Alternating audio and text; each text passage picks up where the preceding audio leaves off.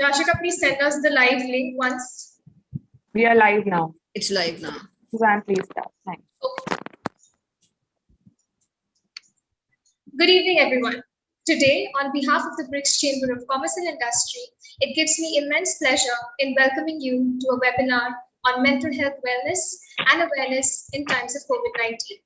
The BRICS Chamber of Commerce and Industry was founded in 2012 with the efforts of eminent professionals, entrepreneurs, industrialists, bureaucrats from BRICS and beyond, having its headquarters in New Delhi, India, and country offices in Brazil, Russia, China, and South Africa.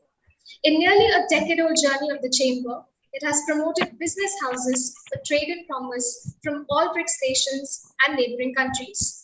The Chamber is empaneled with NITI Aayog and United Nations. Our efforts have been recognized by several Union Ministries of Government of India and governments of BRICS nations. With the onset of the second wave of COVID-19 pandemic, it becomes imperative for us to acknowledge the importance of our mental health.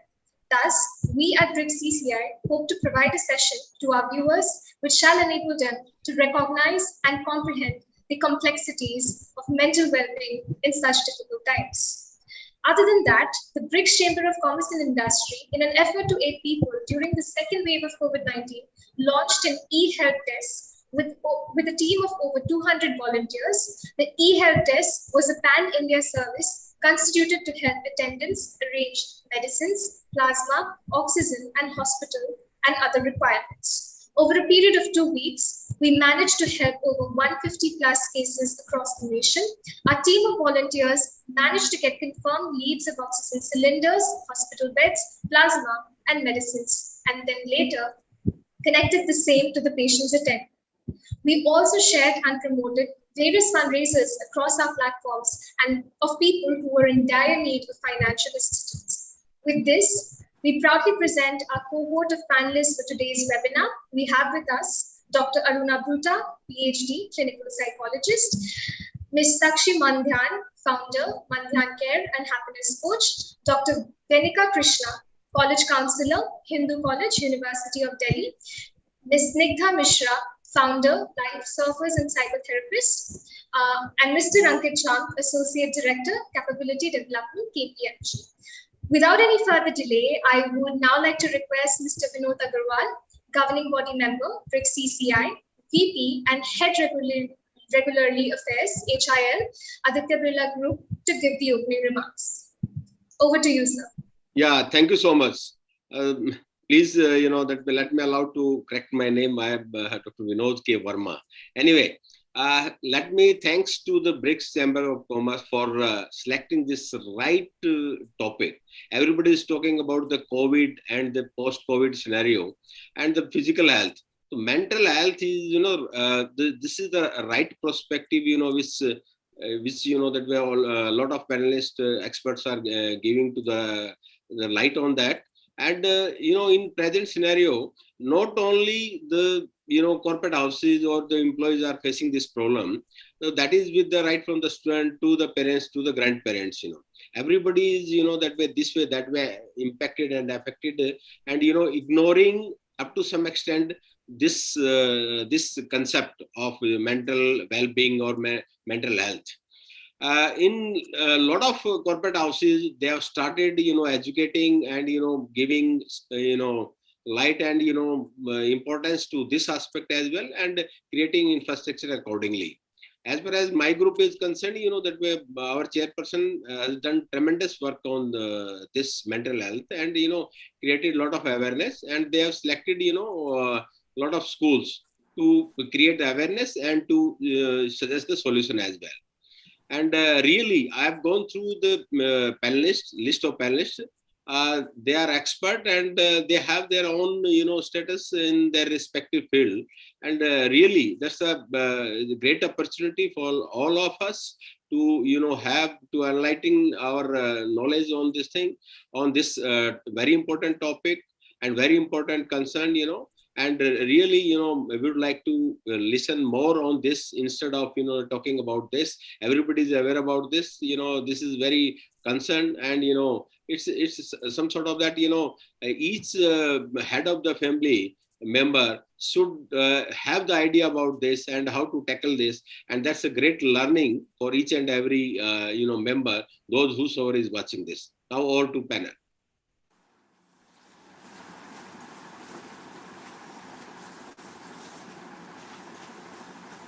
Thank you so much, sir. Hello. Yes, please. Thank you so much, sir. Thank you so much for your opening remarks. I would also now like to let everyone know that today we have with us our chairman, Mr. Vishwas Tripathi, our vice chairman, Mr. Sameep Shastri, and our director general, Dr. Madhukar. I would now like to request our chairman, Vishwas Tripathi, sir, to kindly give us a few words before we proceed with the session.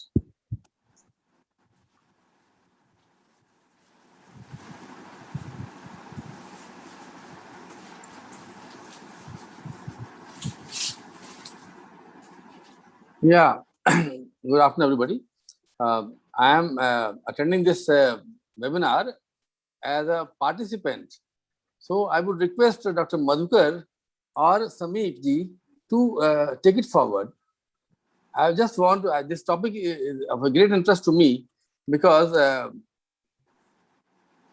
this mental health is something which is connected with your psyche, with your mental, with your setup, with your inner strength, with your spiritual being. So this topic interested me. So now I hand it over to Sameep ji, Dr. Madhukar, and all the our Ankita, Suzanne, and all our esteemed panelists. Please take it forward. My blessings to all of you. Thank you so much, sir, for your words. I would now like to request Sameep, sir, to give the special address for today's session. Good evening, everyone. Thank you all the panelists for taking out time today. We all know the current health crisis has impacted all of us in many different ways, whether it's our acquaintances or a lot of our people known have recovered, recuperated, so some haven't. And somehow this staying inside the house, working from home has impacted us in some way or the other in our mental health. And I personally really feel deeply that it is something that has impacted most of us because we are not used to staying home and working in a format which is very new to us.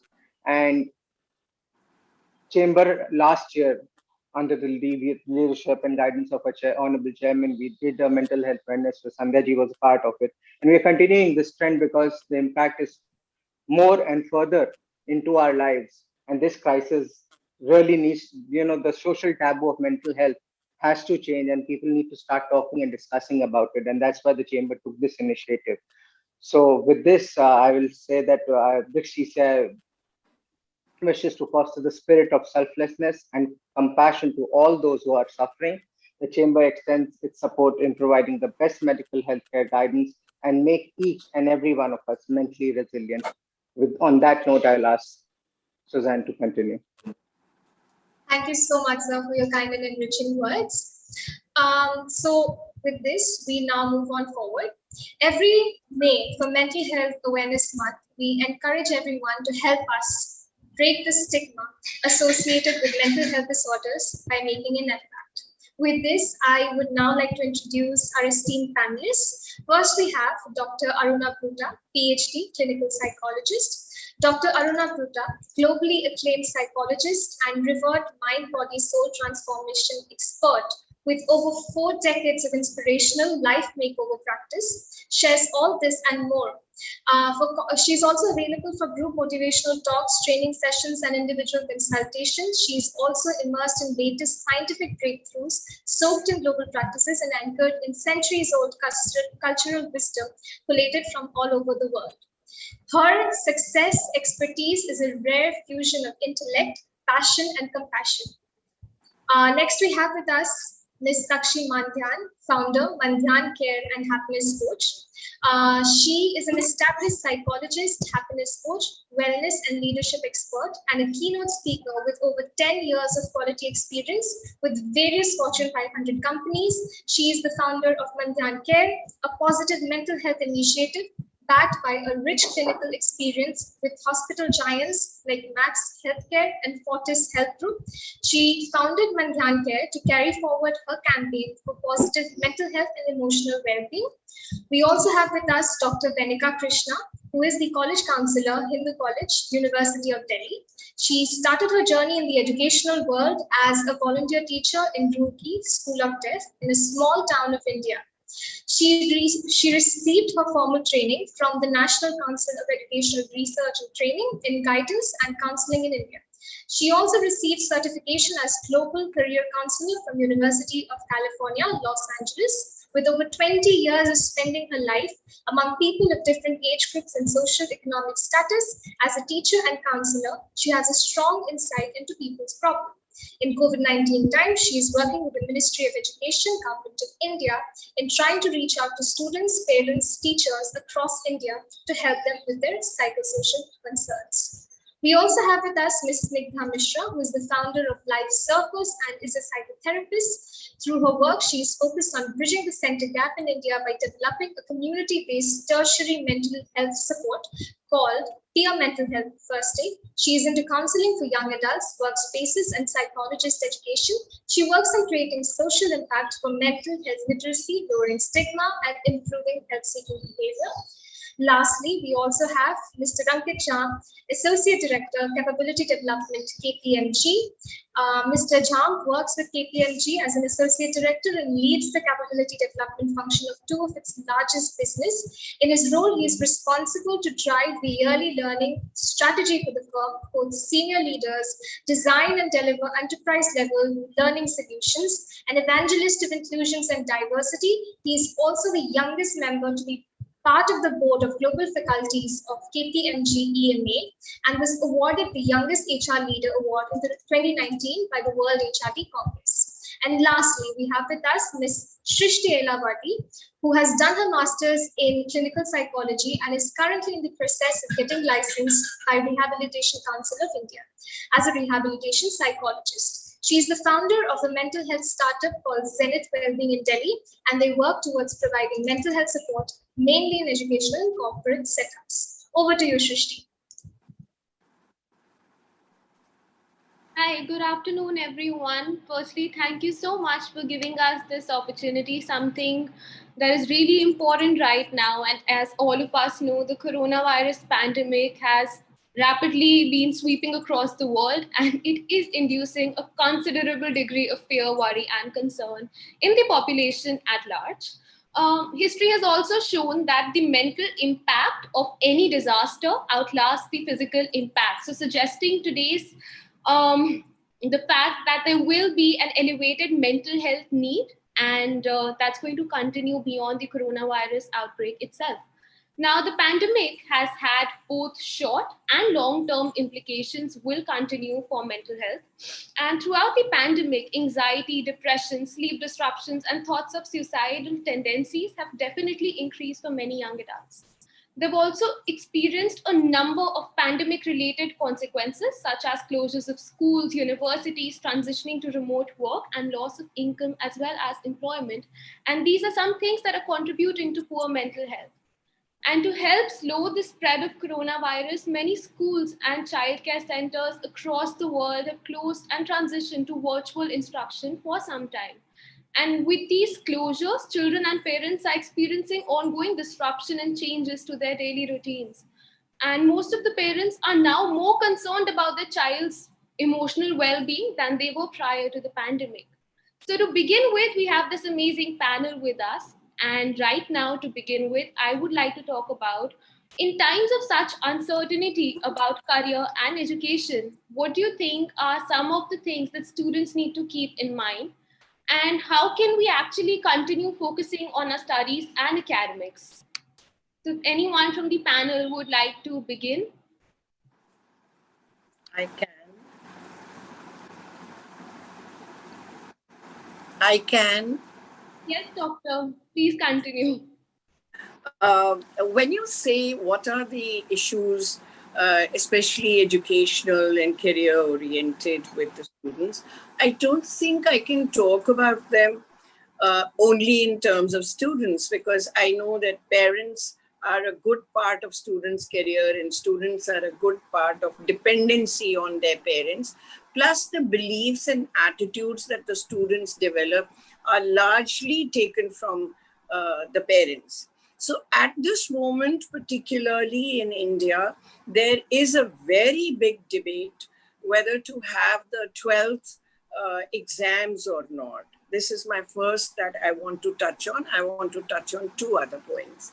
So when I'm taking the 12th graders, which is the last class for us in school, and later when they pass this off, then they move on to higher studies, whether technical studies or whatever, or college life, or graduation, as we put it in India. I will say that it is of prime importance, and it is overpriced, overhyped in children's minds as well as parents' minds. Now, there is a debate going on that should we open the school and have a physical presence of the student for the examination. And people are saying those who volunteer probably could come and give the exam. The parents are divided on this opinion, and they are thinking if the child goes out, he's going to catch infection, and I'm sure life safety is more important. But there are still parents who say that let us send the child. This is a very important exam for the child. We can take all precautions. We can use 3 masks instead of 1 or 2, things like that. But the educationists are saying that we could reduce the time, say for exam, 3 hours exam, we can reduce it to 1.5 hours, I think, which was very strange to me. If you have to catch infection, you will catch infection like that. So this is the state of affairs in our country. So this kind of, the word uncertainty, I'm borrowing from you, that this uncertainty creates a lot of anxiety in students. I'll now come to students and leave the parents away, because are we not? Are we not? Are we having the exam or are we not? Do you remember the game we used to play as kids? We would take a straw, love me not, he loves me not. So it creates a lot of anxiety. What is in store for me? Because it is a natural psychological tendency in an average child. I'm not talking about the plus 2 SD to 3 SD in a normal distribution curve. Those who study whether there is going to be an exam or not, they are very few. But if you see the large population of students, their mentality is that we'll study when we get to know, the date of the exam. They pick up speed for studying. Until that time, they are whiling away their time in frustration, in rebellion, because they are being isolated, they are not able to go out, they're not able to, socialize with their friends and things like that. So there's too much of interaction, closure within their liberty framework. So I think there is a lot of problem at that level, particularly for the 12th graders. But if you look at the small children who are not going to school and now are getting onto online classes, this comes up with the urban youth, and this comes up with the middle class children and the upper middle class children who have an access to a computer, to a Wi-Fi, to an online class. But what about those who live in the ghettos and have realized that their children are going to go to school but have no means of having those kind of technological facilities that we do? It creates a lot of frustration, not just on not getting the classes on, but also the divides that the others are on class and we are not on class simply because we economically cannot afford it. So there are a lot of socio-cultural issues, economic issues related to our education, which is in influx due to the pandemic, and leads to a lot of psychosocial disturbance in the minds of the youth as well as little children. So, ma'am, you just now pointed that, with dates being cancelled for 12th standard board examinations and students not being motivated, because, when you actually get that date sheet, that's when you really get motivated. Yes. So in the time of cancelled examinations, so much of uncertainty being around and online classes, anyway, it's a little hard to take them that seriously. So how do you think students can stay motivated during this time? I think this is why I'm glad you asked me this question, because I realize that parents have a lot to do to maintain, to cultivate, and then to maintain and to sustain the positivity in children. And this goes for all 8 children, exams or no exams.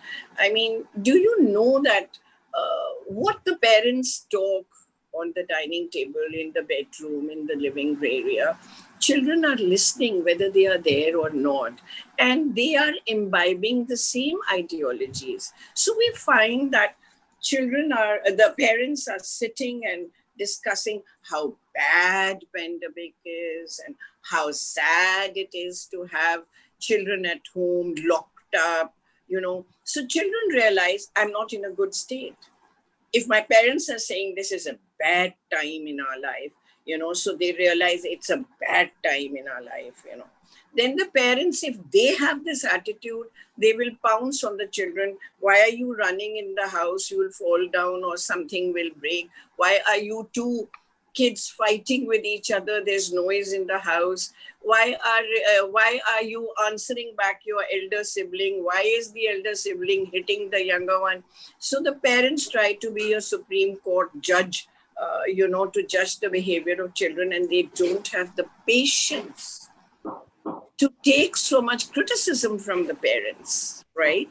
So they feel rebellious, they feel aggressive. So all the more reason they are destructive in the house, right? Now, why does this happen? We are in the habit of criticizing children, right? We are not in the habit of reflecting what were we when we were kids. They are not in the habit of looking at the mirror and seeing, what am I today? Smoking, drinking, shouting at my wife, shouting at my mother, shouting at the domestic health, or shouting at someone outside, or losing my temper, no control on temper, no control, on so many habits that are self-destructive. They don't look at themselves, but they want the best idealized children that they have produced. Now, children are watching. There is work from home for both the man and the woman if they are working. There is work at home for the woman, who is either a housewife at home, she is a homemaker, or she's also working outside and caters to the kitchen needs of the entire family. Can you make me tea? Can you make me nice dessert today? It's a holiday for us. What are we doing without a cold coffee? And blah, blah, blah. And she keeps running. And due to the culture, she does not answer back her glorified husband that you can also make it. Please make it for me also. But she will not do that. I'm talking of an average person. I'm not talking of you or a ferocious person like me. I'm not talking about that. But what I'm trying to say, it creates a lot of chaos, and the kind of phone calls I'm getting on video counseling, you will be surprised. There are self-harm cases that are being reported. A woman has cut her vein, a woman has slapped herself, a woman has tried to jump down the balcony, and the husband has pulled her back but slapped her also. He has not hugged her, he's not reassured her, sorry, it shouldn't happen. You are also overstressed. There are no kind words in the family. Now, the same thing can be done with children. The idea that within the homes, we have to create a system of emotional support for children, where we understand that yes, these are things that will happen.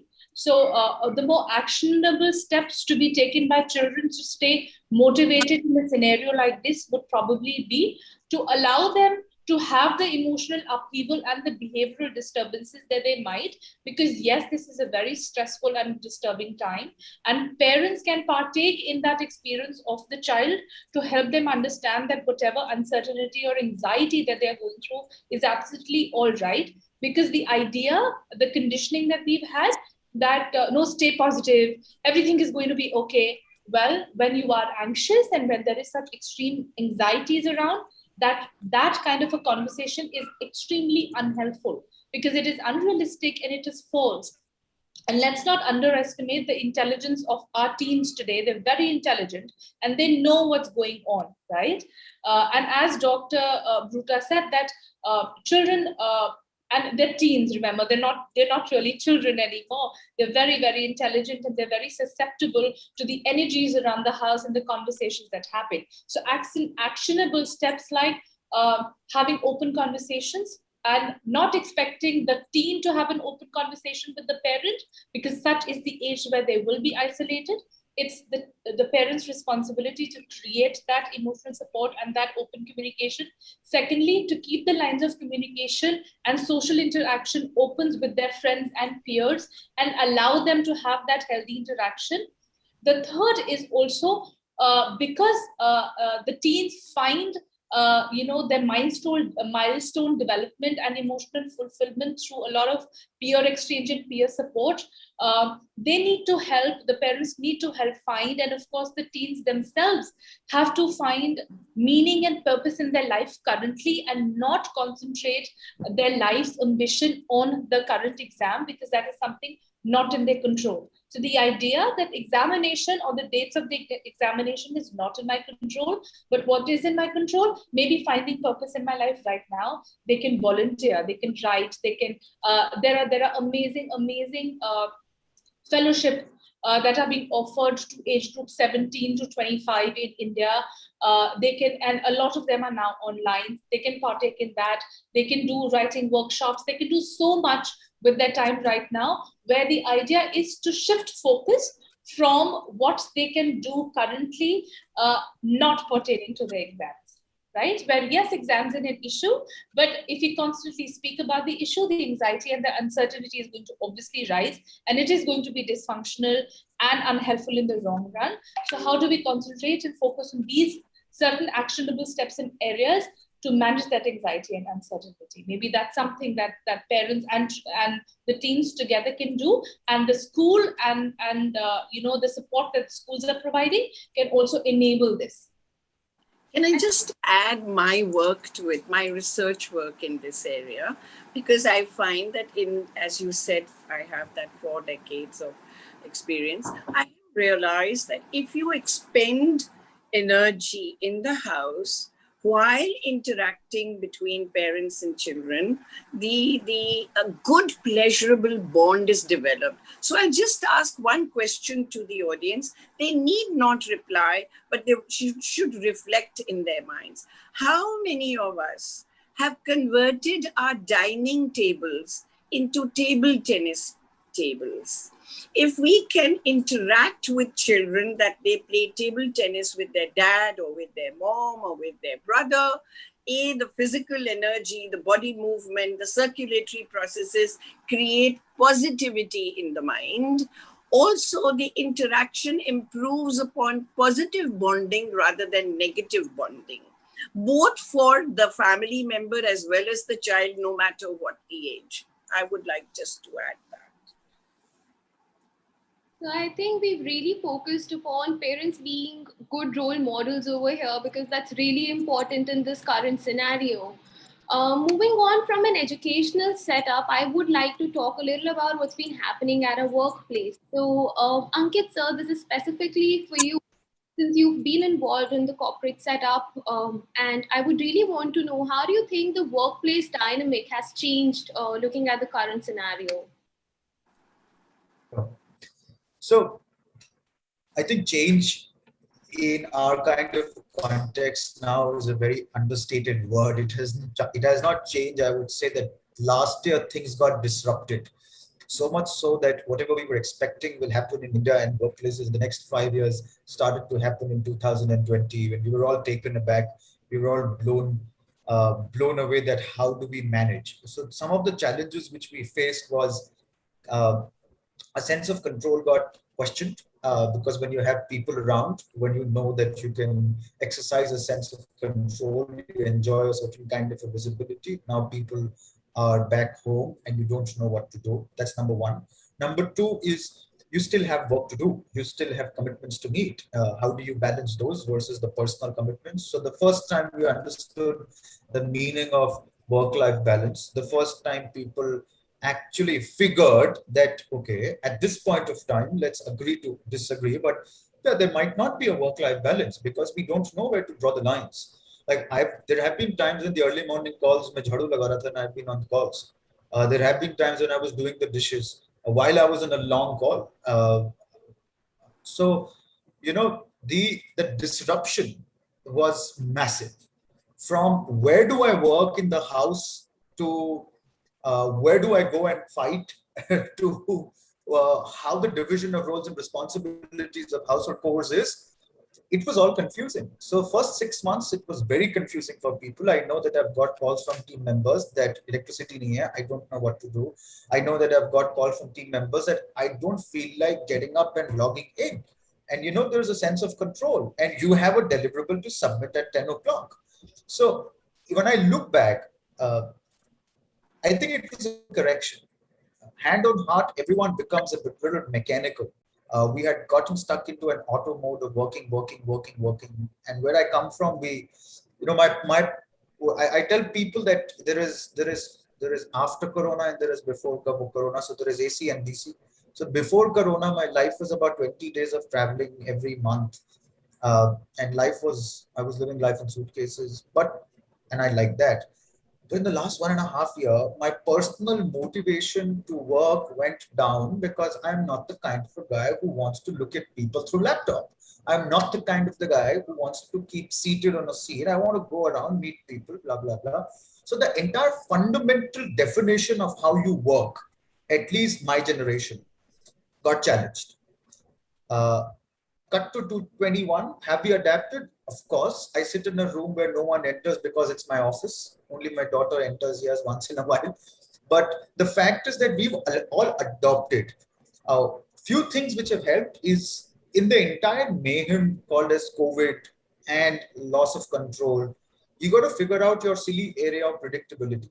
The question to the mind sometimes is predictability. So I get up at 7 o'clock in the morning, I make my own tea, I read books, it gives me predictability. It gives me a consistent pattern of emotion, positive emotion, and then that's how I start the day.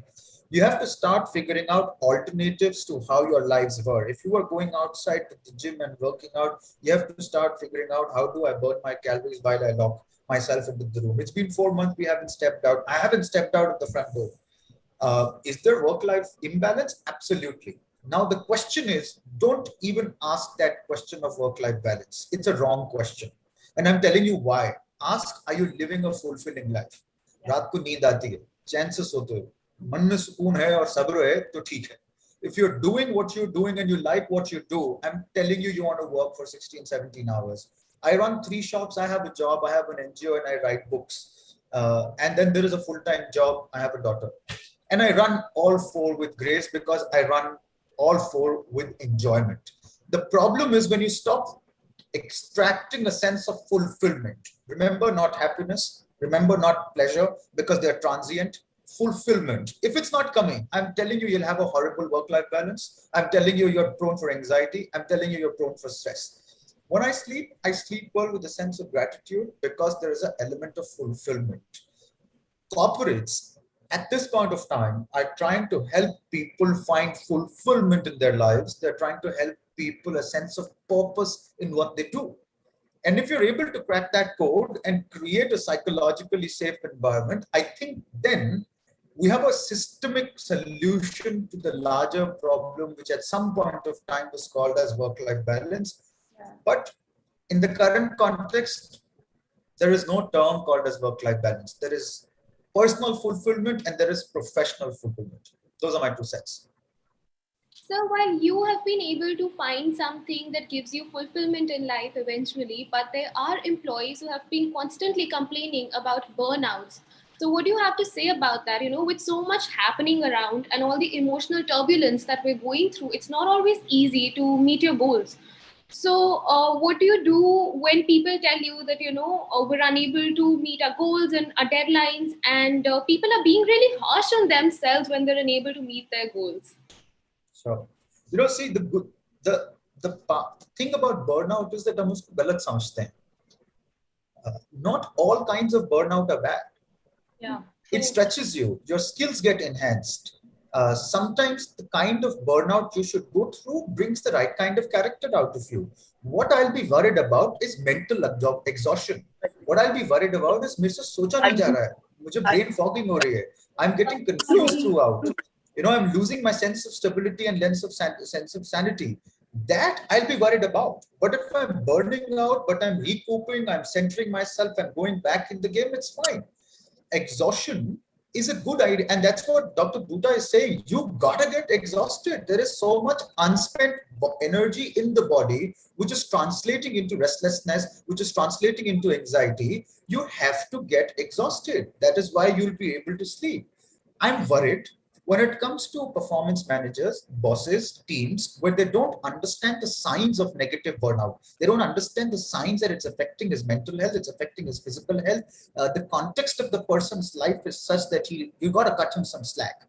But I'm all for pushing people. I'm all for getting the best out of them. If this is the age to run harder, then you must run harder. When you'll be 40, you'll regret that, there was a phase in life I wish I should have been more ambitious. When you ask me, I'm 37 and there are at least 10 things which I still regret, that why did I wake up so late in life? I should have written my first book and launched that NGO in 25. Why was it 30? So this is the time to get the most of your body. So let it burn, but not at the cost of your cognition, not at the cost of your sanity. If that gets affected, yes, then call it out, which is why organizations at this point of time, and so Shakshi and Snigdha do a lot of work in that space. A lot of companies and organizations are inviting professionals to help and tell people that how do you identify signs of mental ill health? How do you help people become sensitive to the fact that iska cognition ja raha hai? There are times when I send an Excel sheet to someone and somebody works at the Excel sheet, just an example, and I exactly know that the person's is at a mental exhaustive stage. Because when you start making errors, which your baseline performance doesn't includes it, then you realize that this is not you, which means you're losing yourself, which means cut yourself some slack. That's first part. Second part, Srishti, when people have high standards, I agree. It's a self-inflicted misery, and there is no end to self-inflicted misery. This is not the time of life to have high standards. अपना weight control मत करो, अपने खाने की habit को excessively control मत करो. Progress over perfection. You can't achieve a perfect body right now. I've gained 5 kilos of weight and I've been fighting fit all my life like a firefighter. I'm living with it. Cope up with the larger imperfection that जिंदगी फिलहाल सिर्फ संभाल के चलना है, दौड़ना नहीं है. Which basically means for other people joining, you don't have to run, you have to just walk slowly, maintain the balance. Dr. Bruta, I want to listen to you and I'll continue later on. Go on, please. I was just trying to tell you that this is the reason why every corporate must have a consulting psychologist on board. Because when you're talking about burnout, it's not burnout pre-COVID, it's not burnout post-COVID. There are personalities who just know how to run because they're aping the neighbor, right? Yeah. When you were in a 3 hours traffic jam to reach the office or to reach back home or to reach the venue of the meeting, you would crib, I came home so late and I didn't have time for my kids. I wish I could find some time for my kids or some time for my own self or some time for my other family members. But now that COVID is there and you have all the time, you don't know time management. So you have a burnout again. So I think time management and self-discipline, when they interact with each other, can you talk of some personal balance? I wonder what is work-life balance, right? But some personal balance. And that personal balance is not there. See, children, if they have a class, they're getting up 10 minutes earlier and just sitting on the video for their online class. And where has it come from? See, the dad and the mom. The mom may have had a bath, I don't know. But certainly the man has had no bath and he is on the computer. So he's not had breakfast. Some of them have not even brushed their teeth. I have had people calling me and saying, my son is dirty, my daughter is dirty, my husband is dirty because they are not, brushing their teeth. They're catching on with their online work, I will put it, for all ages. Now, the issue is there is burnout when you are locked at home. There is burnout when you're thrown outside. The question is, are we going to manage like this? No. So the stigma that people should go to a psychologist, oh no, I'm not mad. Are you calling me pagal? And they would rather go to a pandit or a priest who tells them what stone to wear and what taweez or something to wear, or to pray every day, as if that's going to give you a change of heart. Prayer is not bad. Prayer is excellent, right? You learn to bow down to somebody. Your ego comes down. But I am only saying you need consultations with a psychologist. Talking of your KPMG, talking about Price Water, talking about Kane Energy, talking about, be it any organization. I'm sorry I've taken names I shouldn't have. Any organization, you find that people come to work with a certain personality. You don't assess their personality, you assess their work output and give them an appraisal. And with that appraisal, you give them a promotion. They become a team leader, or they become an AM, or whatever they come. They're not capable of, following those responsibilities that are assigned to an AM or a TL, and they live in anxiety.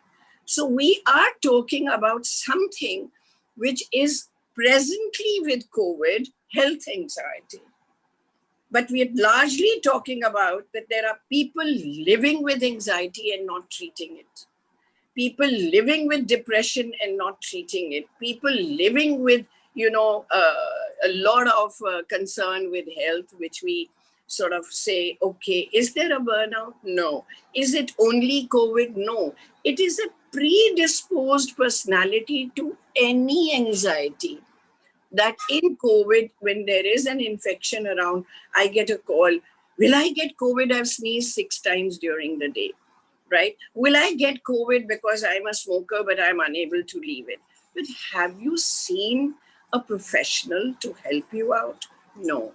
Why this stigma? This is my question to everyone around me today on your panel. Why? I think that's an interesting point, but maybe we'd like Sakshi and Dr. Venika to share their viewpoints, because they've also seen a large part of the world and we're all trying to collaborate a worldview. So Sakshi, Dr. Venika, happy to hear you guys. Yeah, I would like to really add something here. And I was listening to Ankit and Dr. Aruna. You have very nicely put, the scenario and how the things have changed at workplace. I just want to add one thing over here, that what I feel is now more than ever, although as Dr. Aruna has said, it's nothing to do with pre-COVID or post-COVID or during this phase. The anxiety, everything existed earlier also. The only thing was we had that kind of stigma attached to it and we were not that open. We used to hide it even in our workplaces and all. We didn't feel like to come up and talk to our even colleagues. Just forget about our bosses or anyone. But we not even felt like talking to our colleagues and sharing, I'm feeling anxious. I'm having that kind of panic attack. Or I'm having some personal problem that is actually affecting my working things around me. So this used to happen always. But what I'm trying to say here now, if I'm talking about the change in workplace dynamic, I would like to emphasize on one thing, that I have found that one change that has come is that now it is more than necessary and essential to have frequent breaks during your time, your working hours and all. Earlier we used to sit, I think, in a stretch for many hours. We used to forget कब पानी पीना है, कब खाना खाना है, कब अपने दोस्तों या colleagues से मिलना है. But now it is more and more essential that we have understood the significance and value of life. That life cannot be kept at backstage. It has to be on forefront, and it has to take the center stage, in fact. So if I talk about myself, although I used to do it earlier also, I think everyone here in the panelists and everyone will understand how essential it is for the mental health professional, psychologists to have their own mental well-being. We have to really take care of that. But what I feel is now it is imperative for each and every person on this earth to understand that taking frequent breaks in their working scenario is completely normal. Absolutely normal. If you are working for one duration, maybe for an hour or maybe for an half an hour, वो सब अपने अपने basis पे decide कर सकते हैं. But then you can go and have it round. Maybe you can just climb the stairs and come down. So these kind of breaks you can, maybe you can go in the kitchen and cook something for your family too. So this kind of, what I want to emphasize is taking frequent breaks is very, very essential to keep at par and balance. And these all anxiety attacks or any kind of stressful situations, we have to understand that life is very, very important. अब हमारे पास कोई गुंजाइश नहीं है कि हम अपनी life के साथ कोई भी कॉम्प्रोमाइज कर सकते. मुझे ये लगता है कि it is very, very essential, and this trend has already started, and now the bosses, the colleagues, the students, everyone has started understanding that yes, that this person is going for a walk. It's not that he or she is not having any work. It's just that it is his or her right to live. We need to respect that space. So this is what I feel, that there is this kind of change in the workplace dynamics. And I hope so the corporate world is also ensuring this kind of, maybe Ankit, you can reflect on this. Do you have this kind of change? We are trying our best. And I also have something to add on. And I was listening to all the panelists talking, and this was a very passionate conversation. When a group of passionate people for a common, cause, when we get together, it's a beautiful intellectual conversation that we have. And while I was listening to all of you, I realized when we spoke about the stigma, and since the theme is to break the stigma, I wanted to address 3 points here in order to break the stigma. Why are we still not considering mental health as an important aspect? One, because there's lack of concept clarity. When it comes to subject, there's lack of concept clarity in the audience around, the people around us. So if we really want to break the stigma, the first thing that we do is break the, break this shell that they're living in, and talk about concept clarity. That what's the difference between psychology and psychiatry? When do you reach out to people? When do you talk to an expert? When do you take help from the support system? So when you understand this basic concept around the subject, it leads you to an inner awareness, thereby helping you to take initiative for your mental health. So that's one thing that is missing right now, that we do not talk about concept clarity. So here is this one, step towards breaking the stigma. Please take initiative to understand the difference between psychology, psychiatry, when to reach out to the expert, which expert should you reach out first to, whether you should reach out to a psychiatrist first or a psychologist first. What is the role of your support system? That's first thing. The second thing is our belief system. When we talk about a belief system, we usually focus upon cure, then prevention. So till the time it's the last moment, it's the last resort, we wouldn't want to go to an expert and talk about things. So if we adjust our beliefs there, and we understand that, your physical well-being or mental well-being, or both of them, it's more about prevention than cure.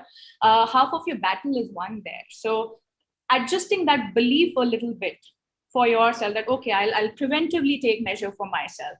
That's another thing that is required right now to break the stigma.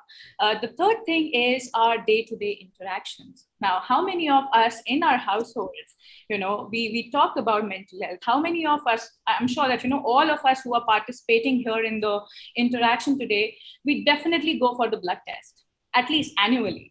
Corporate people, they have to go through it because companies provide it for, but otherwise the general audience also, we do go for our blood checkups done regularly. But how many of us would we take initiative to, talk about mental health prevention and take initiative for our regular assessments and discussion, and visiting once in a year, to an expert, talking about their experiences throughout and having a discussion. So it totally depends upon the household conversations and our societal interactions, right? When are we talking and how frequently are we talking about it? Because it makes a safe place for all of us to break that barrier. So these are the 3 points I think we must acknowledge in order to break the stigma. And I would really like to tell people that, psychologists and psychiatrists are different. They are not same. Psychiatrists is, the differences are twofold. One is of the education and the other one is of job role. Psychiatrist is an MD in psychiatry. He finishes his MBBS and then specializes in psychiatry. He does his MD and then he starts working in the field. Psychologists, they are masters, MPhil, PhD in psychology and the various therapy courses that they take, but they need to have their master's minimum qualification. This is their educational difference. Other than that, when it comes to job profile, a psychiatrist prescribes medication.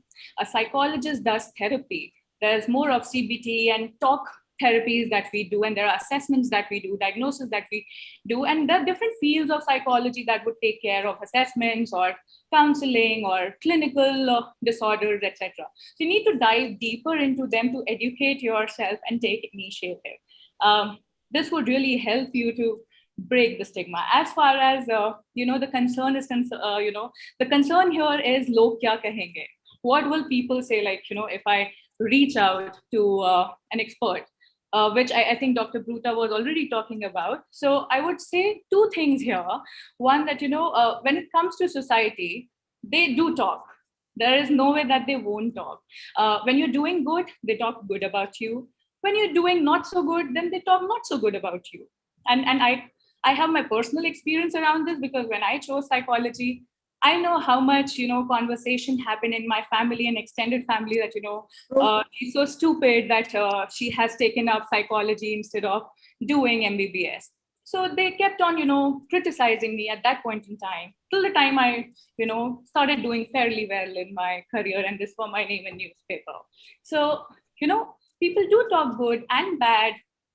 Ups and downs come, and that shouldn't stop you from taking initiative for your well-being. That's one thing the society would talk. The second thing is God has given us tongue, and fundamental rights are being given to us by our constitution, because of which we would talk no matter what. Nobody can stop us from talking. So the idea is, let the people talk what they want to talk. You do your bit and use your fundamental rights, use your tongue for your well-being, take decisions, and not just think about log kya kahenge.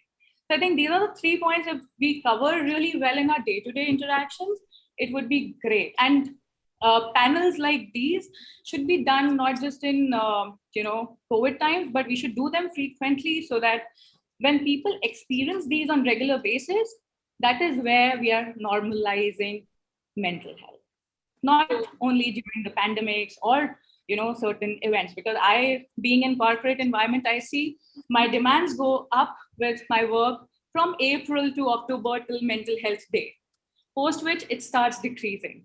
April to October, even then, when there are some issues going on in the environment, in the society, we need to make it more consistent, make it more available in the day-to-day routine. I think these are the things that would help us to break the stigma. So yeah, I spoke really fast because I wanted to cover it up quickly. Allow No, me to. I think Sakshi summed it up pretty well. And taking it forward from what Sakshi said, I would like to take both what Ankit said and Dr. Bruta said also. First, talking about workplace, the idea, and summing it up with what Sakshi also said, the idea that workplaces, Ankit spoke about disruption, and post disruption, there is chaos. And post chaos, there is a sense of, making sense of everything and putting everything together. That's how human beings work. That's how cultures work. That's how societies work. But this is probably also the time for workplaces to understand that the flexibility is about redefining what they are doing at the workplaces in terms of mental health. Okay. And then also taking that forward from how people are engaging and interacted at workplaces, whether they are in office or outside of office. That's the cultural shift that needs to come. Because like Ankit said, that he's not somebody who's happy working at home, but there are others who are happy working at home, right? So I think it's imperative that the workplaces now make that choice of how they are choosing to define their work culture and what flexibility on ground are they providing to their people so that they're able to maintain the balance that they feel that they fit in, right? Because the idea, like what Ankit said, is finding purpose and finding reason and meaning in what you are doing currently. And that cannot happen when you are bound in a box, which is a structure that you may not particularly be very happy with. And then comes the idea, which what Sakshi beautifully said, that what are we really talking about here? We need to together improve mental health literacy. And when I'm talking about literacy, I am talking about literacies, which is actually multi-dimensional and multi-conceptual in nature, depending upon your cultural, caste, religious, political, tribal, geographical, and gender backgrounds. Because please understand that mental health, A, is not mental illness. Okay. Yeah. So A, we have to stop pathologizing mental health. Mental health का मतलब mental illness नहीं होता है. We have to move out of the medical model, of the psychiatric, of the diagnosis and symptom model to understand that mental health is about human interactions, is about culture, it's about society, and it is about people and everything that encompasses all our relationships and what we do out of work, inside of work, our homes, our own self. And moving on from that, we understand that India has a huge, huge mental health care gap. There are very few psychiatrists, psychologists, and psychiatric social workers in India, looking at the 1 billion population that we have, and not to forget the rural-urban divide that we have, the urban, semi-urban, and the rural divide. So we have to look at creating, and this is, we have, an organization like BRICS that can be really, a catalytic agent in helping us create systems that provide community training for mental health support that are parallel to our primary healthcare system. That is our psychiatric work and our mental health care work, because we cannot wait for a time कि जब India में इतने psychologists और psychiatrists होंगे तब हमारा mental health system अच्छा होगा. ऐसा बिल्कुल भी नहीं है. There are multiple programs running in the world and running in India that have been piloted where they are structured for community health support. And when I say community health, it doesn't mean rural. It means urban also. It means schools, colleges. A great way of doing that is trained mental health peer support within workplaces and education institutions. And most importantly, when you talk about mental health literacy and lowering the stigma, what is it that you want to achieve? We want to achieve improvement in help-seeking behavior. What are we saying? We are saying that, okay, we educate people, we make people literate about their own mental health needs or of the people around them, so that when the need arises or before the need arises, they are able to assess their need and go to a professional. So the idea is improving, their mental health seeking behavior. If we want to have a nation that is mentally healthy, again, not ill health, because ill health is a completely different concept and mental illness is a completely different concept. We have to look into that. And one of the major ways in which we can do that at workplaces is because workplaces understand business, they understand economies. So you understand mental ill health, lowering of productivity, therefore lowering of business, that is lowering of economy. Now, WHO had stated that in India alone, and this is pre-COVID data, by the way, pre-COVID data where the pandemic or the mental health pandemic had not come, they said that the loss to Indian economy alone by the year 2030 is going to be $1 trillion, $3 trillion, sorry, $3 trillion, right? And that was as per the 2010 corrected dollar. So that's a lot of money. That's a lot of loss. And because businesses understand money, it's high time they invest in their people, invest in their mental health to be able to create those systems that people foster mental health. And there is nothing wrong with that. You don't have to do too much. You literally don't have to do too much. You just have to do a couple of things to kind of recalibrate your own work culture, right? To understand where you're at workplace, and then create impact and sustainable impact. So I would like to. So I wanted to say that's my two cents, but that'll be totally false if more than 2 cents now. So thank you so much for covering the entire workplace sector so well, ma'am, and also to elaborate on the stark divide that we have between the rural and the urban areas when it comes, especially to seeking mental health support and talking about the entire stigma that revolves around it. Another really important thing that I wanted to discuss today is the fact that Sir rightly spoke about the fact that right now is the time when we should be focusing on progress over perfection. And he also spoke about how important it is to stay positive and find fulfillment in whatever we're doing. Now, while a lot of people are able to stay positive, a lot of people get a wrong message when we talk about positivity. A lot of my friends and people all around me were laid off. A lot of people lost their near and dear ones. And I personally lost a family member due to COVID. And the thing that people tell you at this time is that look at the brighter side of things, or they tell you that it could have been worse. And the undertone is clear. Be grateful for what you have and do not dwell on whatever you've lost. Now, no one means to hurt you with these comments.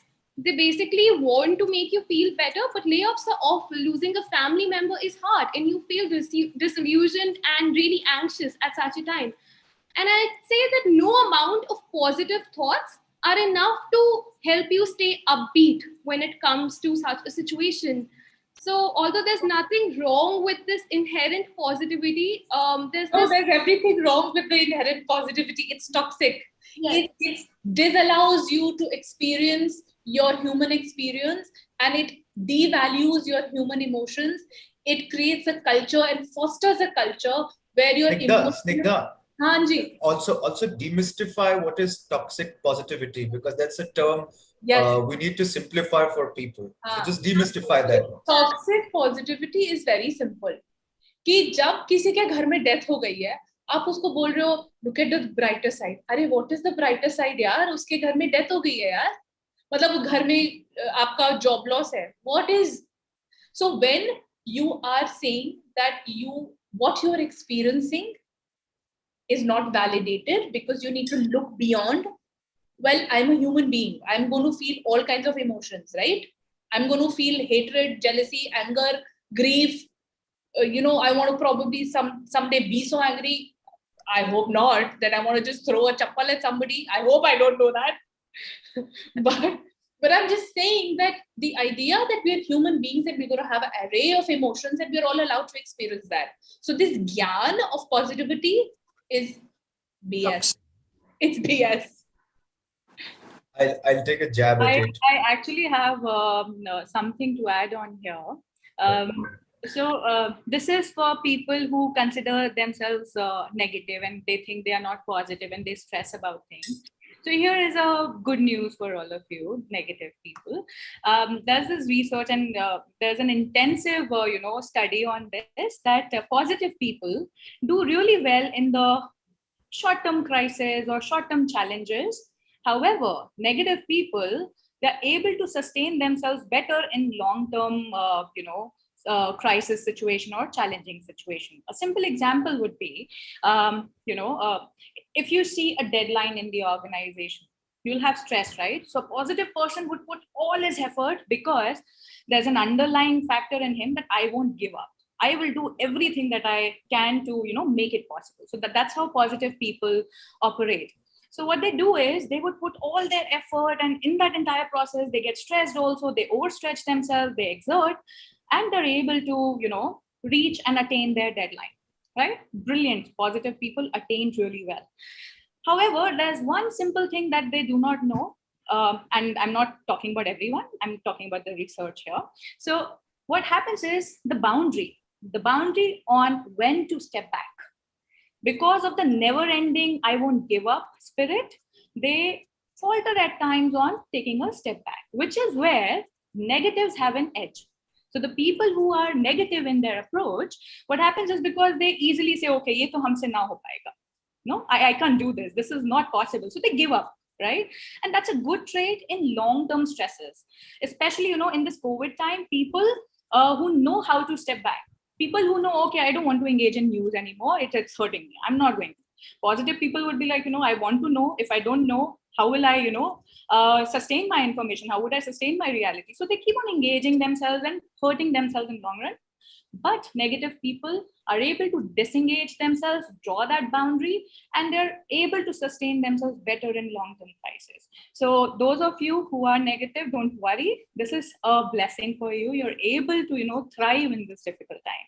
The other thing is about positivity is, this optimism bias. Okay, so all of you who are positive, it's great to be positive because it instills hope and faith in you. Amazing.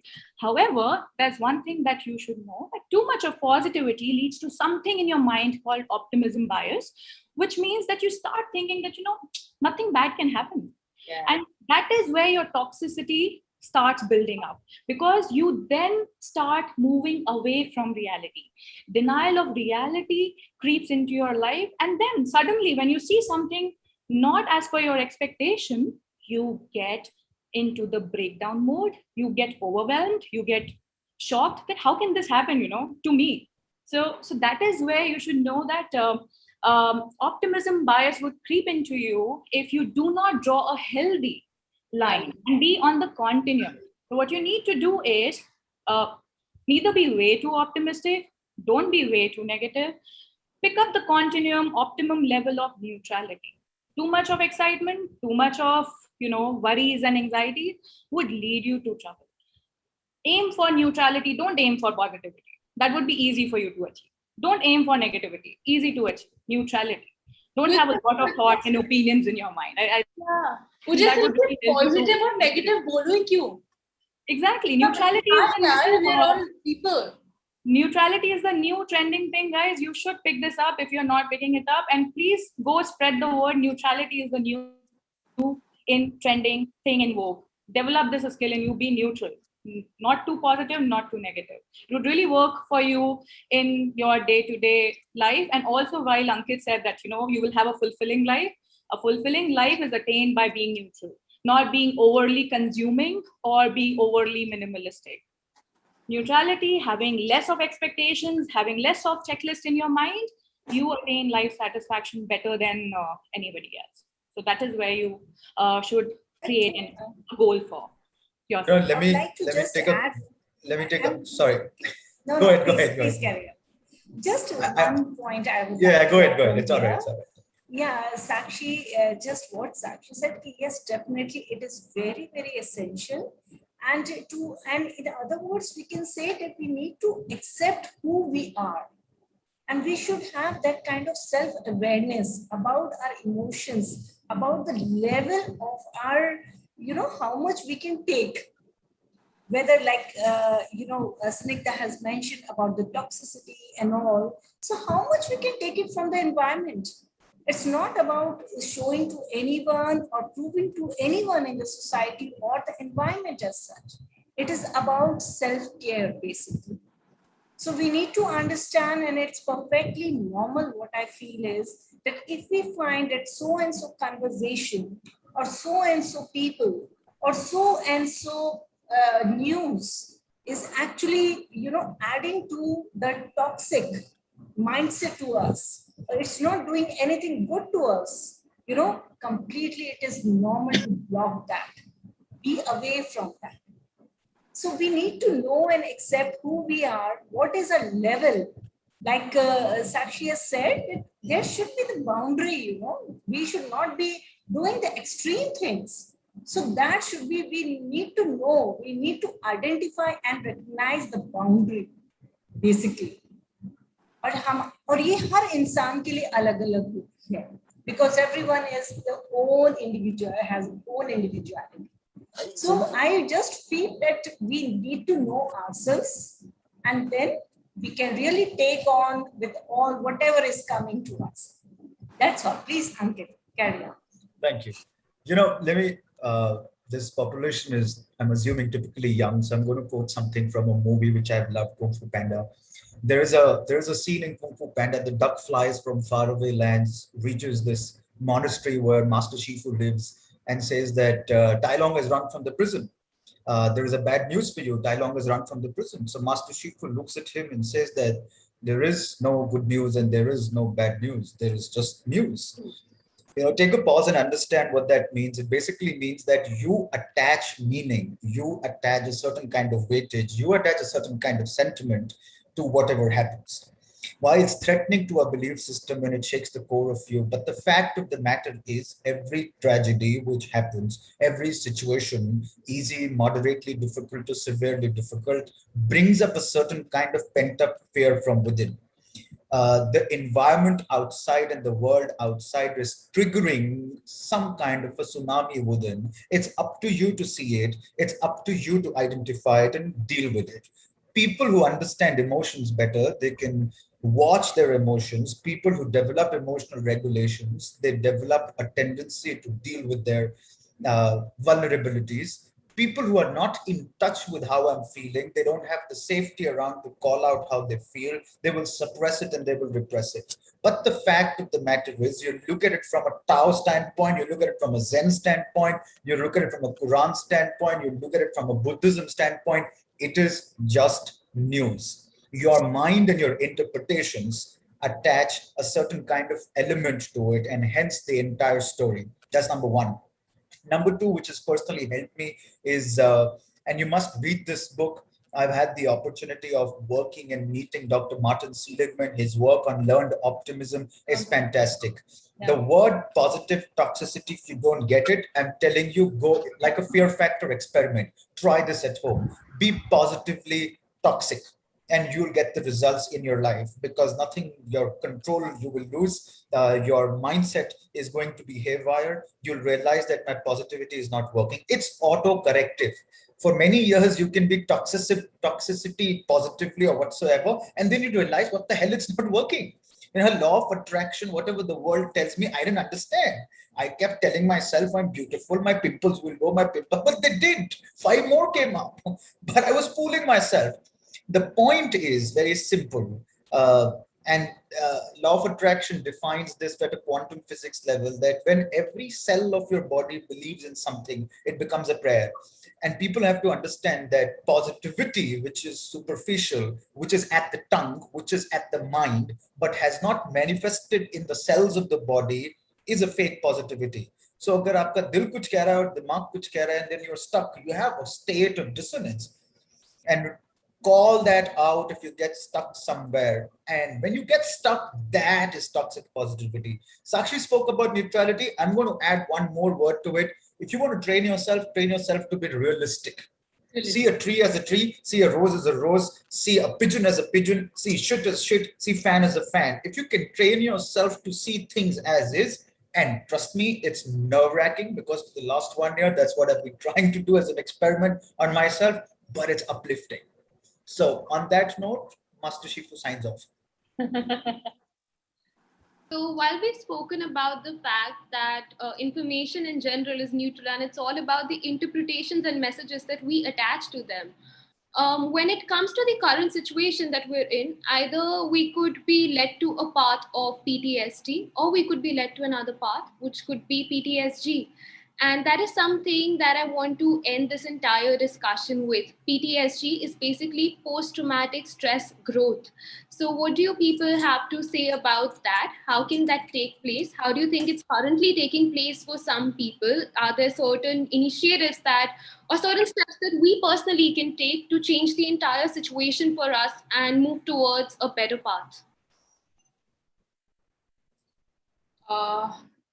Well, PTSD is a clinical diagnosis, right?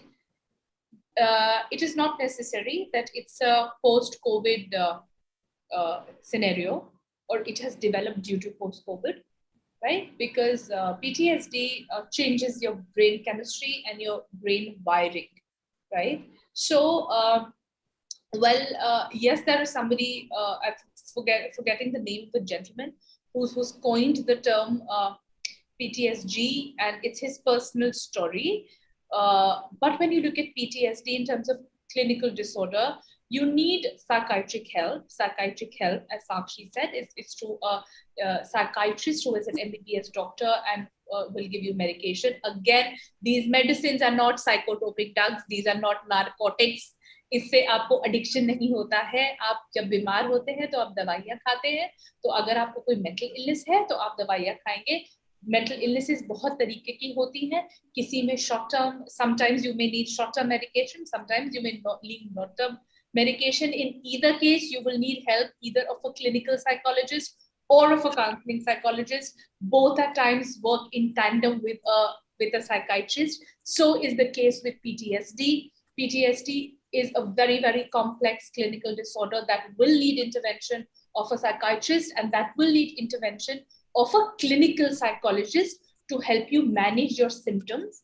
How those symptoms, if PTSD, for example, I give you a scenario, is let's say a PTSD comes, let's say, in army veterans a lot.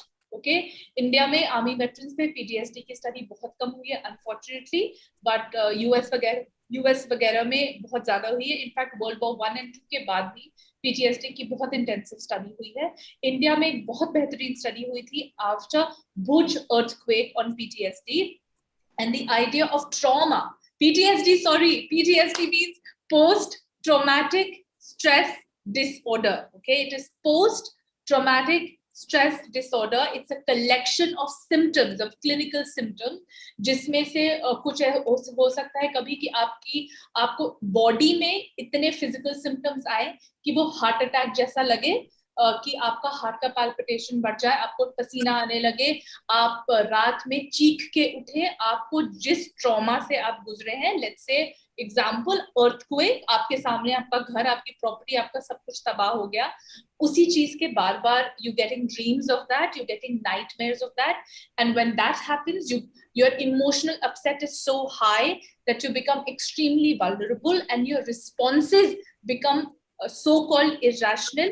And when I say irrational, it means जो आपका स्वभाव है, जिस तरीके से आप regular normally बर्ताव करते हैं, वो सडनली चेंज हो जाता है, और उसका जो इमोशनल आफ्टर इफेक्ट रहता है वो कुछ घंटों तक रहता है.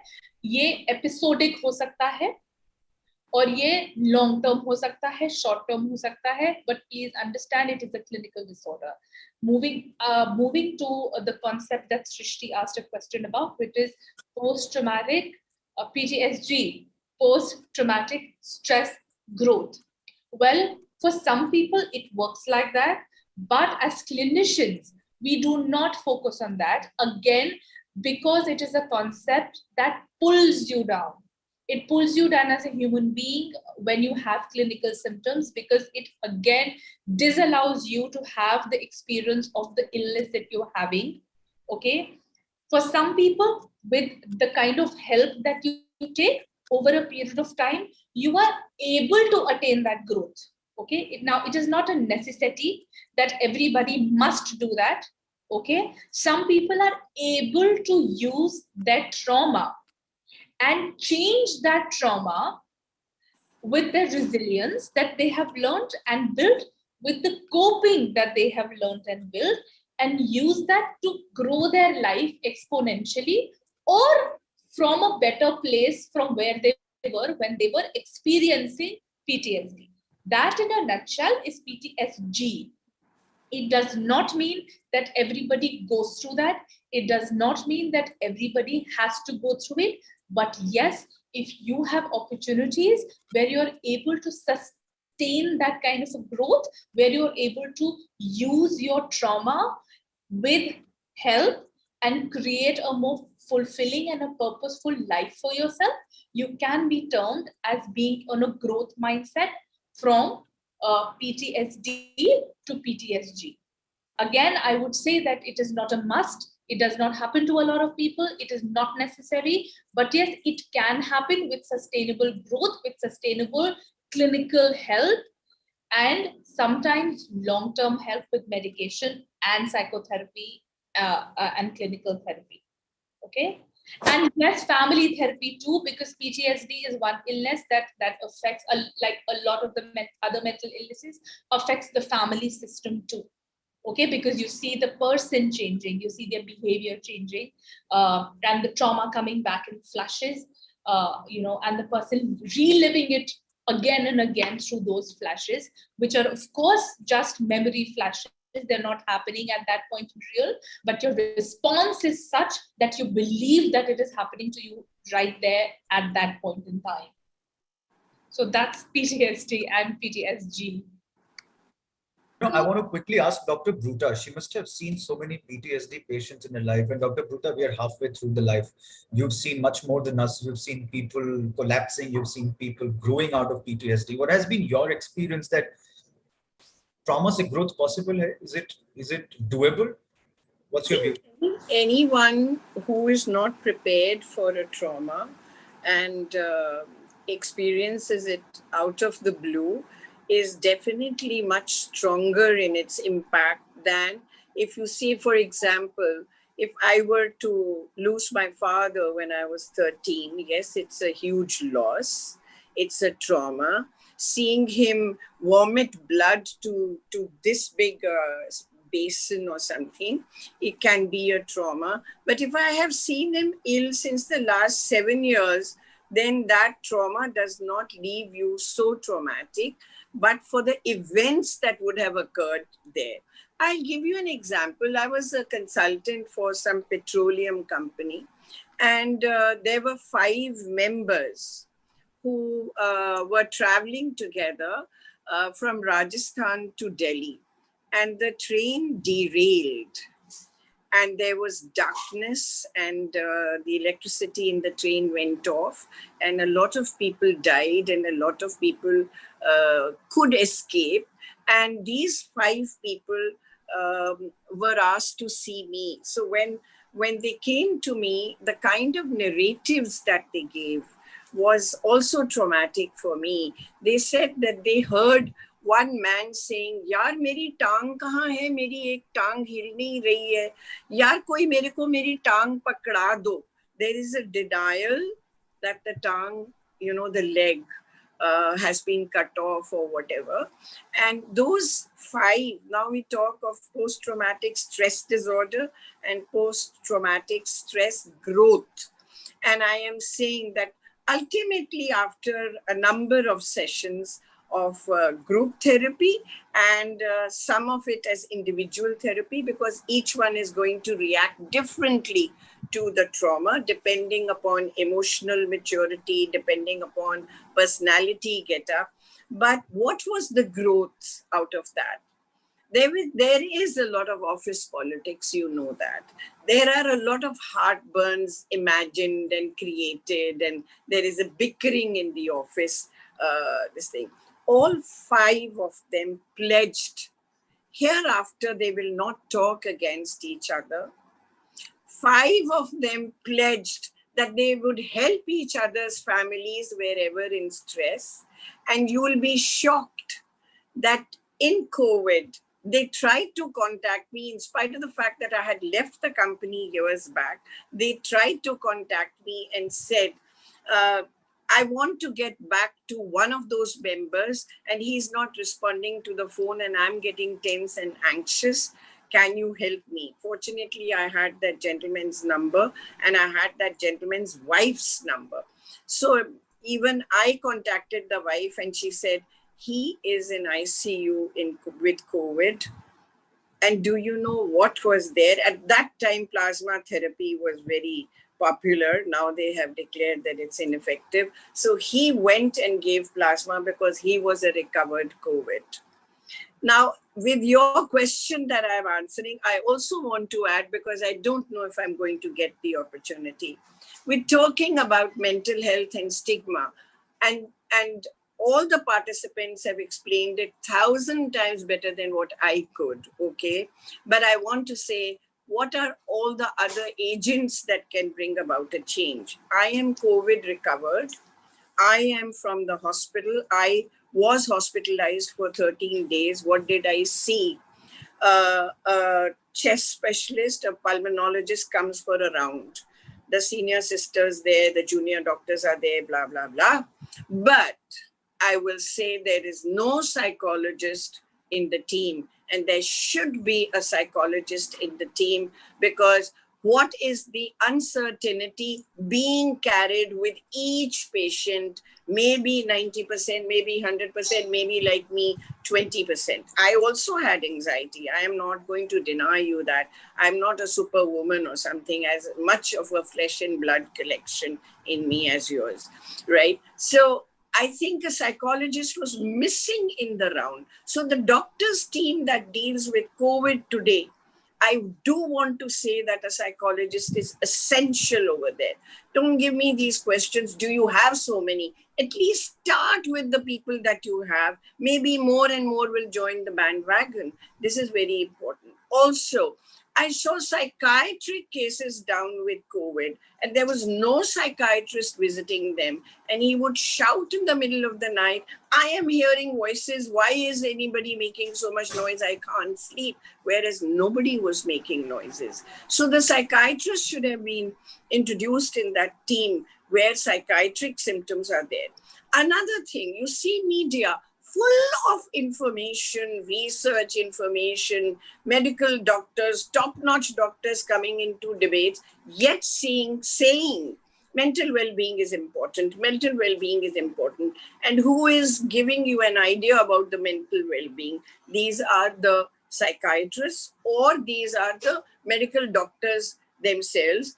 And mental well-being, even by the doctors, खुश रहा करो, इतनी न्यूज मत सुना करो, हर आदमी कोविड से नहीं मरता, आई एग्री, लेकिन अगर खुश रहना आता ही ना हो, अगर डर इतना आ गया हो अंदर कि मैं मर जाऊंगा, एंजाइटी हो रही है, फोबिया हो रहा है, नींद नहीं आती, पिल खा लो, right? So I think that media should come forward and have many, many programs that are with psychologists. I'm not saying call me only. I'm not saying that. Call anybody else, but please talk to psychologists and connect them with the audience so that people are able to, penetrate into their own belief system and then say, okay, I can go and talk to a psychologist. मैं पागल नहीं हूँ. Lot of people have another belief. दवाई तो कोई देता नहीं है. और अगर साइकाइट्रिस्ट के पास जाएंगे तो दवाई देगा, ही विल से ये गर्म होती हैं, ये एडिक्टिव होती हैं, ये नहीं खानी, इससे डिपेंडेंस हो जाती है. वेयरएज हार्ट की दवाइयां आप सारी उम्र खाओगे, डायबिटीज की दवाइयां सारी उम्र खाओगे, विटामिन बी आप सारी उम्र खाओगे. So many things we are using. The other thing I want to say is every corporate should have at least 6 psychologists, because corporates are large in number. How many can you see? The last thing I want to say over here is when you select people anywhere, whether as teachers, whether as corporate people, whether as government people, when they are selected from an interview, they are told fitness certificate ले आना during joining, and mental health fitness की कोई ज़रूरत नहीं है. For example, if you recruit a teacher and she has an anger management problem, excuse me, what are you going to do with that teacher? So there has to be a personality assessment and a mental health assessment, and 4 compulsory mental health sessions with a psychologist जिसको आप job profile company की तरफ से भेजोगे, and then he should be able to match the people that you have selected. So with this, we are actually running a little out of time. Thank you so much for summarizing everything so beautifully. And as we have all seen, the distress that is happening due to COVID is likely to persist in the near future for a while, given the slow and troubled rollout of vaccinations across the country. We do need to take all of the existing precautions that we're taking to mitigate the outbreak, and we really need to focus on our mental health. And I think a lot of things that we spoke about today will help all of you to learn how to cope up with stress in a healthy way. And it will make you and the people you care about and those around you feel like you are well equipped to handle the current situation. So with this, we will be inviting our participants or the panel if anyone wants to give any closing remarks, and then we'll be ending the session and the discussion from our side. We can take questions if people have. There are two questions. I think we should answer that. Exactly. The first question is mental health of youth in India who are unemployed is not good at all. How they can take care of it better? Or this is something that that frequently comes up. And at a very practical level, there are three things that I will like to say. And I'm sorry I'm taking the spotlight, but I just answered that question 3 days ago in another program specifically for youth. So the first thing is accept that yes, there is uncertainty and there is going to be a level of anxiety and there is going to be a level of emotional upheaval that you will feel. Okay. Now, as Ankit said that, don't fear your emotions, understand them, because emotions can be a great signal to you to help and tell you what you need to do next, right? So if there is obviously uncertainty about your future, you need some amount of certainty in your life, right? So if you're unemployed, what is that some amount of certainty that you can get? Well, you may not be able to get an employment, maybe, but you can get an internship, you can get a project, a freelance project, you can get a voluntary project, you can teach, you can create a volunteer network yourself so that you're able to derive some purpose and do some meaningful work or work that you're able to enjoy or are being passionate about till the time things get settled and you are not able to get a job. Another thing that this helps in, obviously, it builds your resume and it helps you network with people who might be able to help you get a job. Okay, so yes, there are these situational things that you cannot help with, like getting a job or going for interviews and stuff like that. And because these are things which are not happening, right? But yes, internship, free work, consulting jobs, or paid or unpaid internships, and all these are things that you really can do. So invest your time in that. You can do. There are so many free courses now on Coursera, Udemy, Google has so many courses. Maybe you can do that. So invest your time purposefully in doing that rather than focusing on getting a job. Of course, do that, but don't focus all your energy in that. So that's my 2 bit to help you manage your mental health in such times. Let me take a jab at that. Tuheen, I promised you I'll try and answer that. It's a stress, yeah. I don't deny that. Being unemployed, let's accept it. That it's hurtful amount of stress. But let me also show you a picture. Let me show you how your mind hooks up stress. You don't have a job, understood. News is a news. Go with the flow. It's a news. Your mind tells you, I will never get a job. Your mind tells you, I will be underpaid. Your mind tells you, I have financial responsibilities. Your mind tells you, see, he got the job. Your mind tells you, how do I look at my family? That chit chat and that banter increases the amount of stress which you had felt, which was 3 on 10 to 8 on 10. Okay. So between not having a job and you feeling some kind of a stress, there is a khichdi, there is a narrative which the mind cooks up. Be aware of that story. Number 1. Number 2, if you're not working out, you're missing out on the joy of life. Some part of mental health for me comes naturally from being physically active. Take out a 45 minutes day and exhaust yourself physically. And I'm telling you that the entire stress, endorphins go up, cortisol levels go down, and the science helps you, your biochemistry to settle down. Okay. Third is exactly what Snigdha said. This is the time to sharpen the axe, go read Digital Disruption, understand technology, sharpen your hands on how business is changing from a technology point of view. Because when you go out there and sell your resume, you need to have a selling proposition. This is that kind of a time to make a profile. Fourth, if it's a dire situation, call me, I'll help you out.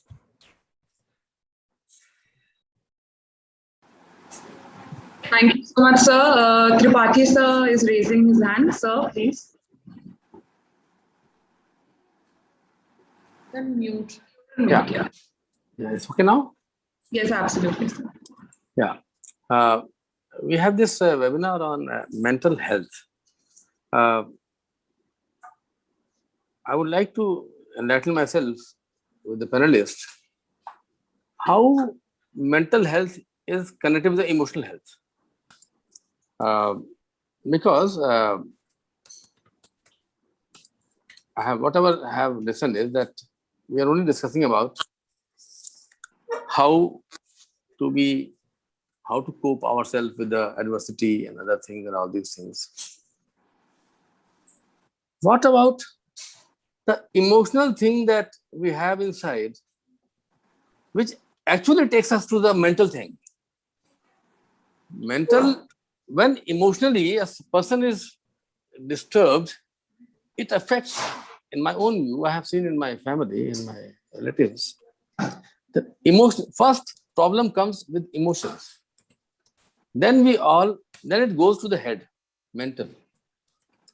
So how to synchronize both? Mental health, the real seed comes from emotion. So can somebody answer that? ये अलग अलग नहीं है. Mental health, emotional health का ही हिस्सा होता है. This is not अलग, right? Like Ankit gave an example of Master Shifu, sorry. He said that there's no good news or there's no bad news. There's just news. Okay. So if we look at it a little, like if we make a mind map, the situation is that there is this news that this person has come out of jail and broken open, right? That's the situation. Now, in any given circumstance, there is a thought that comes about that situation. Okay, that let's say I am locked up inside my house. Okay, that's the situation. What do I think about it? I think, oh my God, this is such crap. I should not be stuck inside the house. This is crazy. My life is ruined. I'm not getting a job. I'm not able to go to the clinic. My patient list has reduced. I have EMIs to give. I have taxes to pay. I have this and I have that. How am I going to earn so much of money? So this is my internal dialogue. Like how Ankit just spoke about, what are you telling yourself about not getting a job? So this is my internal dialogue. So when my internal dialogue is in a chain, that is what influences how I feel, right? And it's not like one causes the other. This is all just happening parallelly and this is so automatic, right? So these automatic set of thoughts just come into our head that attach meaning, give certain meaning to this situation. And then we feel certain surge of emotion. And if this continues in a loop, that's when we feel emotionally overwhelmed, where like you said, that then it reaches the mind. Actually, it's all happening in the mind simultaneously, and it's so automatic that we can't make sense of it. That ki abhi ye hua, abhi ye hua, abhi ye hua. Snigdha, I want to quickly add. I would like to go deeper into it. I would like to go deeper into it. Yes, I'm not yet convinced that I'll give you additional deeper level of understanding to this. And see, when we talk about mental health, like Snigdha said, that they are one and the same thing. They're part of your emotional well-being is part of mental well-being. Now, understand one thing: mental well-being is all about this mind, right? This brain consists mind.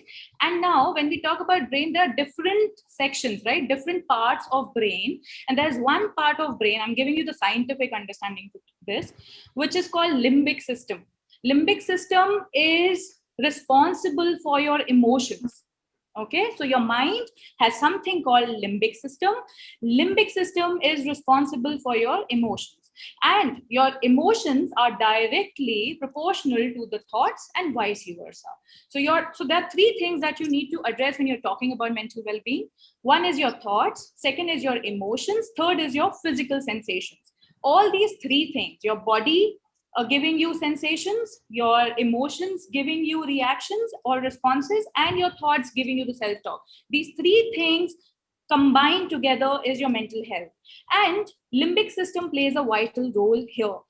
And at the same time, there is other part of the brain which is responsible for releasing all the neurochemicals, and also the hormones are controlled by your brain. You know, your entire body, the hormones that your body gets is controlled by your brain, your pituitary gland here. Okay, so all of this together comprises your mental health. So when we talk about emotional well-being, it is directly related to your thoughts. So whatever thoughts you will bring to your mind, it will release an emotion in your body. So a simple example would be here. Let me give you a difference. Morning when you wake up, okay, when you wake up, you have the sensation, right? Oh, what a beautiful day.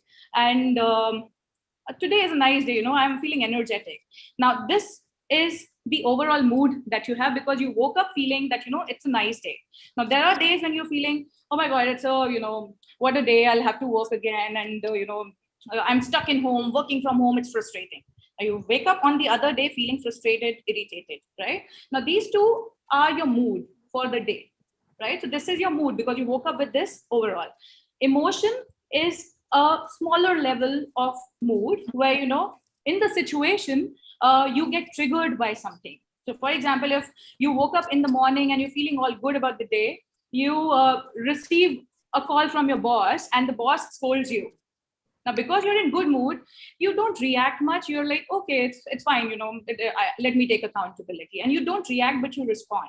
However, when you woke up, feeling irritated, frustrated, your boss calls you, says something about your work, you get triggered to react, right? That's your emotion. Emotion is situation specific, comes with the time. Mood is the overall day experience. And all of this is related to your mind. I hope it helps you to understand how your the entire mental well-being is connected, how your brain and the limbic system is responsible for your emotions, and how they all are interrelated, interdependent.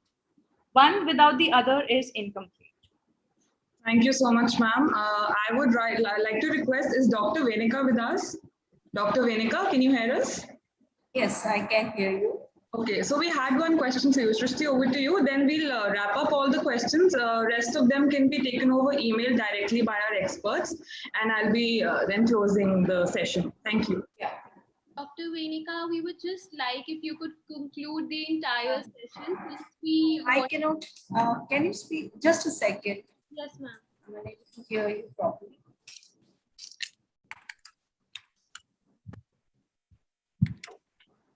Yes.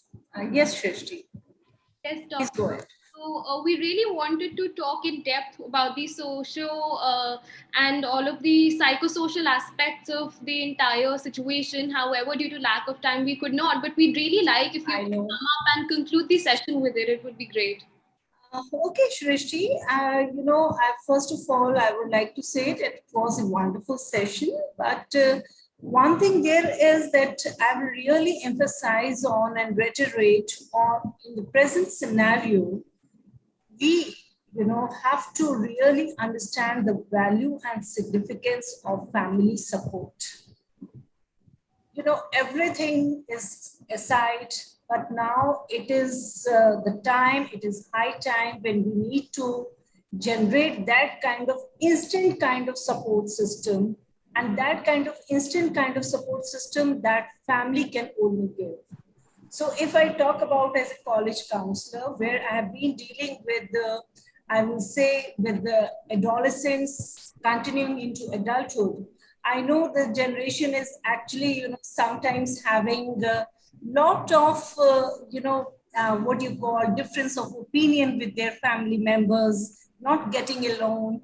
And many students used to share that, ma'am, college used to be the time, college campus used to be the area where we used to fly away from our personal disturbances, you know, and there we used to feel so relaxed and among our friends all. So we used to enjoy and forget whatever differences we are having with our parents, difference of opinions and all. But now there is no scope of running away. We have to be there in the family, the same, under the same roof. So what I want to just say as a finishing remark is that we need to, again, number one, and in this present scenario, it is very, very essential to accept the situation. Friends, it is not at all, easy, I understand, but at the same time, we have to understand that the first thing that really gives us as the coping strategy presently is that accept the situation. And acceptance is that we have to actually seek the support whenever we are feeling low. There is nothing bad about it. It's completely normal. We have to stand by for our family members as they expect us to stand for us. Okay, and maybe we have to really break that kind of boundaries also, that we have to enter the kitchen sometimes, prepare some meals, initiate and volunteer to contribute to the household chores sometimes. So these minute things, can really help us keep motivated at this time. Coming out of our shell. If I talk about the young people, we cannot really keep ourselves confined to our room. In the same house, एक तो 4 दीवारें उनके अंदर है ही पहले confined, और उसमें भी सिर्फ अपने रूम तक confined रहेंगे तो वो और भी ज़्यादा problem हो जाएगी. So I think so. Now coming to the difference of opinion point, but yes, I do understand it is very, very difficult. But what I suggest is that yes, let's give, let's respect and give that kind of space to everyone to speak their own mind. Our parents are going through something that they are also wanting to share it. Maybe their style is something different that is not matching us. It's perfectly fine. And similarly, might be we are not able to convey our thing. That's also perfectly fine. So what I'm trying to say is that kind of psychosocial support from the family, that is the number one, which we need to understand that family now has to be the first thing. Friends, definitely we have to stay connected to them through the video calls, maybe through telephonic calls. Yes, third thing, what I would like to summarize here is that yes, please keep yourself away from the toxic kind of any kind of conversation you feel like. It's not, it's perfectly normal if we block also sometimes. For a time period, it is completely normal to block, even keep away from the social networking sites. Everything is completely normal. And fourth point, which I will emphasize really, is self-care. Go to any extent, but you need to take care of yourself. And fifth, if I say, is like, I think Ankit had mentioned this thing, gratitude. Sense of fulfillment when you sleep at night. And I know it's not very easy because maybe we all are going through so many problems. And I will really add on to what one Dr. Aruna has said, that every association, every organization should have psychologists. Dr. Aruna, I would like to add on here one thing more, that maybe the policy makers who are sitting in their rooms or conference rooms, making the policies, decisions regarding the DU exams or the CBSE exams, they also should have on their panel, the psychologists and mental health professionals. Because we are the people who are directly in touch with parents and teachers. Please don't forget that teachers are also going through a lot of traumatic experiences. So we are in direct touch with them. So I do wonder sometimes, that do they have psychologists or the mental health professionals while making all these policies. Yeah, that is I really do feel strange. So this is something, although yes, again, we have to accept, because I think we can just voice our feelings at this point, having so many group of panelists here. So this is what I would like to add here, and would like to, this is just, I would like to summarize where that, let's hope that everything goes fine and we understand the value of mental health is more important than ever, and we come out of the stigma, and we also share and support and give support to everyone who is in requirement of this. Thank you. That's all from my end. Thank you so much, Dr. Vinika. I think that was very well concluded. Now, I would like to ask all the attendees, if you have any more questions, you can email us directly or DM us on Instagram or our YouTube channel. We have been live throughout, so rest of the questions can be taken later. Now, I would like to call upon Dr. BBL Madhukar, Director General, BRICS Chamber of Commerce and Industry, for the closing remarks. Over to you, sir. Sir, your video is on mute. Am I okay now? Yes, absolutely. We can hear you, sir. Yeah, Pangana, I'm glad that I'm in this session, because I have seen that there are quite knowledgeable things which have spoken about mental health. Really, I was very much impressed with the kind of level of conversation which has taken place. There have been very eminent people. I must like to thank them very profusely for their participation and their time which they spent with us. Mr. Ankit Jam, Professor Naruna, Pakshi, Christy, Snigdha, and Dr. Venika. I am so grateful to all of you, ladies and gentlemen, who have all contributed so rich, so profoundly to this particular aspect of day-to-day life now. One thing is said about this well-being of the mind is that एक कहावत है जो मन चंगा तो कठौती में गंगा, ये बड़ी पुरानी कहावत है। कहने का मतलब ये है कि अगर मन शुद्ध हो, साफ हो, खुशी हो उसमें, तो गंगा नहाने के बराबर होता है।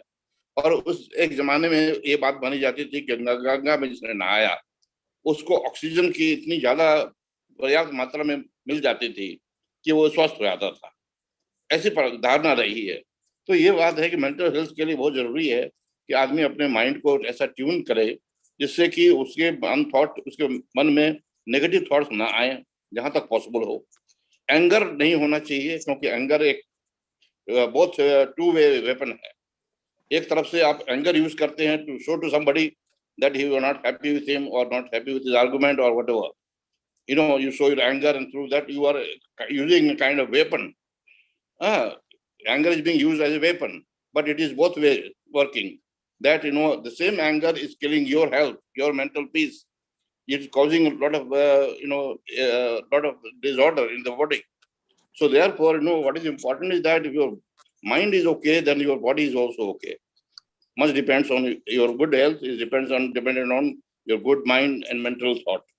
Thank you very much, everybody, for joining us, and we particularly thank all the organizers, Mr. Tripathi, Mr. Samip Sastri, Jaya, Ankita, Deepangana, Sujan, and everyone else who have contributed to making this